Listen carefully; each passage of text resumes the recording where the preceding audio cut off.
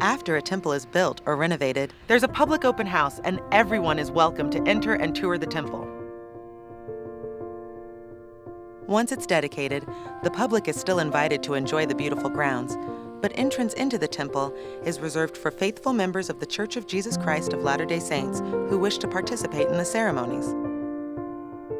These ceremonies include learning more about God's plan for our happiness and making solemn promises to follow Jesus. It's important that all who enter the temple are ready to make those vows. We consider temples to be the most sacred places on earth.